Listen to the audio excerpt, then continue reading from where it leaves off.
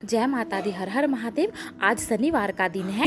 आप दरिद्रता से मिलने के लिए पीपल के पेड़ पर आए हैं। हिंदू धर्म में यह दिन पीपल के वृक्ष के लिए बड़ा ही पूजनीय होगा। जो भी व्यक्ति शनिवार के दिन पीपल के वृक्ष की पूजन करता है, दूध चढ़ाएगा, मिष्ठान का भोग लगाएगा, जो भी पीपल के वृक्ष पर दूध का मिष्ठान का भोग लगाएगा, लक्ष्मी उसके घर में प्रवेश कर जाएगी। लक्ष्मी नारायण उसके घर में प्रवेश कर जाएगा। महापुराण की कथा कह रही है, दुनिया के अगर आप सारे तीर्थ नहीं जा सकते, पृथ्वी की सारी नदियों में आप स्नान नहीं कर सकते, पवित्र नदियों में भी आप स्नान नहीं कर सकते, या किसी भी तीर्थ में जाकर एक रात्रि भी आप विश्राम नहीं कर सकते। हमने जिंदगी में कोई दान किया ना किया, कोई पुण्य किया या नहीं किया, कोई सत्कर्म हमारे हाथ से हुआ या नहीं हुआ, कोई शास्त्र पढ़ा या ना पढ़ा, कोई शास्त्र सुना या नहीं सुना, उसके बाद भी शिव महापुराण की कथा कहती है, एक दिन में यदि मात्र आप एक बार शंकर के शिवालय में प्रवेश कर गए या मंदिर में प्रवेश कर गए, सारे तीर्थ, सारी नदियाँ, सारे सरोवर, सारी बावड़ी, सारे तालाब, कुंड के स्नान का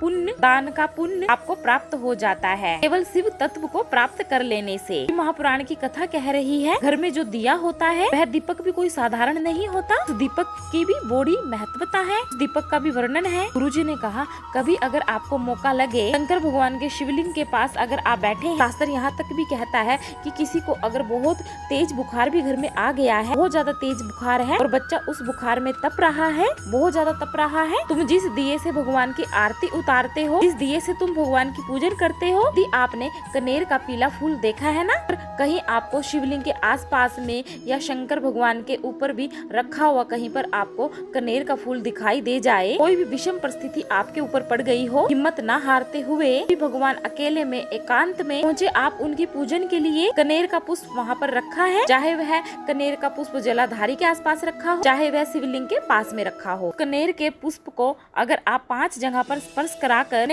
हृदय की बात आप उस कनेर के पुष्प के द्वारा कहकर शंकर को वह कनेर का पुष्प वापिस कर देते हो, भी महादेव आपके दुख का निवारण कर देता है।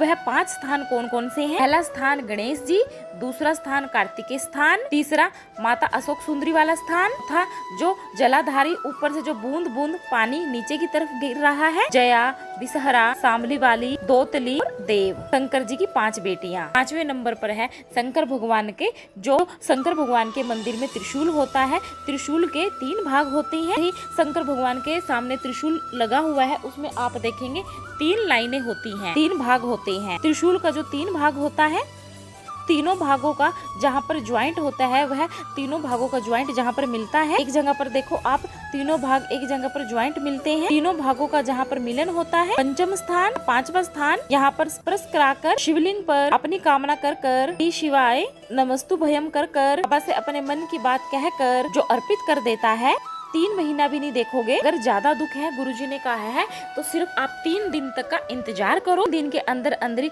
बाबा आपके उस दुख को मिटा देगा। 3 महीना बहुत दूर है, उपाय करना है आपको दिल से। काफी तरह के दीपक होते हैं और दीपकों का भी वर्णन किया गया है, दिए का भी वर्णन किया गया है। शास्त्र यहाँ तक कहता है, में यदि किसी को बहुत ज्यादा तेजी से बुखार आ गया है, बहुत ज्यादा तेज बुखार है और आपका बच्चा उस बुखार में तप रहा है, आप जिस दिए से भगवान की आरती उतारते हो, जिस दिए से तुम भगवान की पूजन करते हो, उस दिए की बत्ती को आप नीचे डाल दीजिए, दिए को पानी की बाल्टी में डाल दीजिए, बाल्टी में धोना है आपको उस दिए को, जिस बाल्टी में पानी से आप बच्चे को स्नान करा सकते हो, केवल भगवान पर से ले जाकर आप बाल्टी में थोड़ी सी देर डालकर दिए को धो देना है। उस बाल्टी के पानी से आप बच्चे को स्नान करा दीजिए। 15 से 20 या आधा या 1 घंटा लगेगा, बच्चे का बुखार जल्द से जल्द उतरने लगेगा। शंकर भगवान जी पार्वती माता से बोले कि बड़ी परेशान लग रही हो तुम, क्या बात है? तो पार्वती माता बोली कि देवदत्त बेलपत्री के वृक्ष के नीचे बैठकर आपके मंत्रों का जाप कर रहा है, मैं आपको जगाना नहीं चाहती थी। बेलपत्री के वृक्ष के नीचे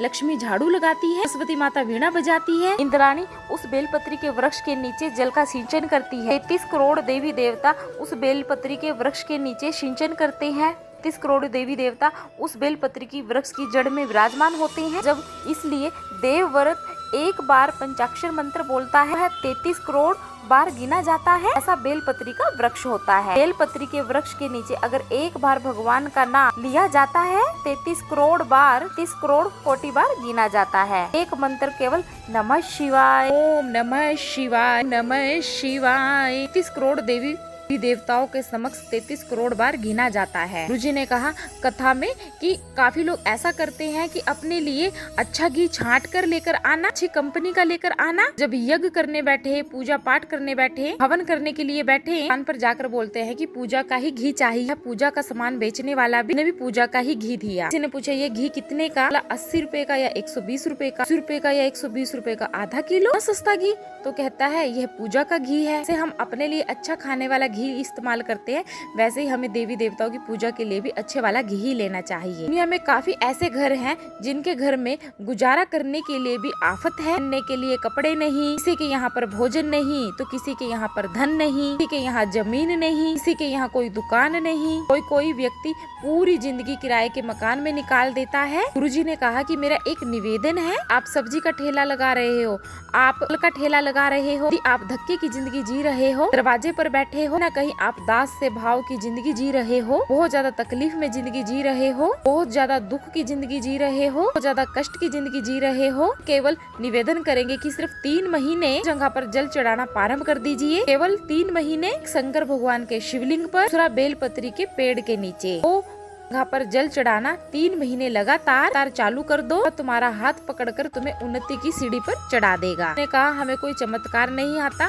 ना ही हम कोई तंत्र विद्या करना चाहते हैं। हमारे पास में बैल है, हमारे पास में भभूति है, हमारे पास में तो केवल सिर्फ शिव का नाम है। आप श्री शिवाय नमस्तुभ्यं बोलो, ओम नमः शिवाय बोलो या नमः शिवाय ओम बोलो। उसका स्मरण करते करते शंकर के शिवलिंग पर जल, उसी पात्र में जो जल तुमने शंकर को चढ़ाया है, उसी में से बचा हुआ थोड़ा सा जल बेलपत्री के पेड़ के नीचे आप प्रारंभ कर दो। बेलपत्री के वृक्ष के नीचे अलग से लोटा जल भरकर चढ़ाने की जरूरत नहीं पड़ेगी। जिस एक लोटे से आपने जल चढ़ाया है शिव शंकर को चढ़ा दीजिए, और उसी को थोड़ा सा बचाकर उसी में से आप बेलपत्री के वृक्ष पर चढ़ा दीजिए। तो तुमने शिव शंकर को जल चढ़ाया वही, बस उसी पात्र का जल शंकर जी को चढ़ाओ। उसमें से बचा हुआ थोड़ा सा जल बेलपत्री के वृक्ष के नीचे, सा बेलपत्री का वृक्ष होना चाहिए, यह ध्यान रखना है, जिसकी छाया आपके ऊपर आ रही हो। महापुराण बड़ी सुंदर बात कहता है, इस बेलपत्री का पौधा का, और ये दोनों हाथ ऊपर कर लो, ना बड़ा बेलपत्री का पौधा है। उस बेलपत्री के पौधे की पत्ती को भी तोड़कर शंकर को चढ़ाना नहीं चाहिए। उनसी बेलपत्री का